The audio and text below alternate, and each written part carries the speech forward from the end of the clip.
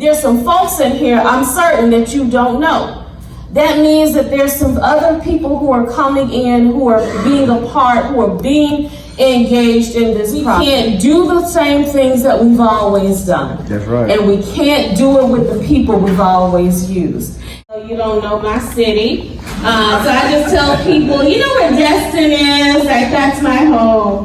But I am from this. Expecting different results. We really need to come up with new and innovative ways to really tackle this issue. And how do we, which identified essentially 48 jurisdictions that accounted for 50% of all the HIV cases in the United States. And unfortunately, all seven of the largest counties in the state of Florida, Pinellas included, was part of 48 jurisdictions. So along with that, little planning dollars were given. HIV cases remained the same. However, the gap, the higher percentage of African Americans diagnosed with HIV actually increased. It was 42%, which is unacceptable, really, from a health equity lens, from an equity lens altogether.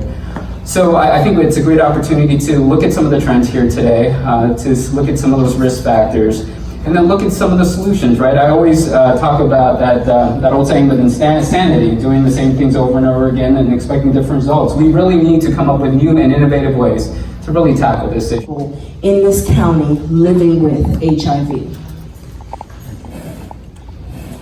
So we're going to look a little bit at the gender. So you have two pie charts here from 2014 to 2017. As you can see, males made up most of our cases. They were 80. Something you should note here are that those between the age of 20 and 29, closely followed by 30 to 39, make up the largest percentage of our cases.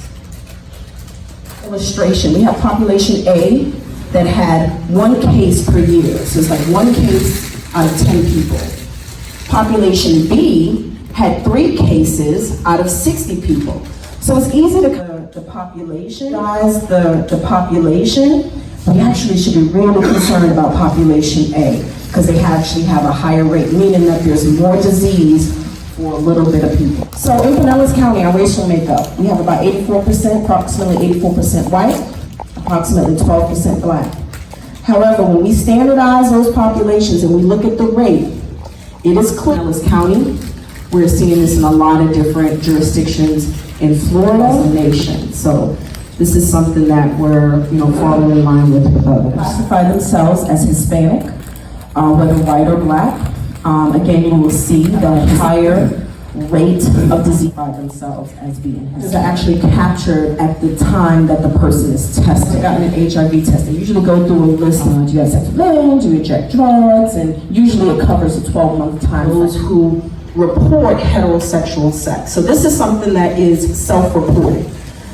So you can kind of, So 2018, what has 2018 told us? That the 20 to 29 age group continues to cases.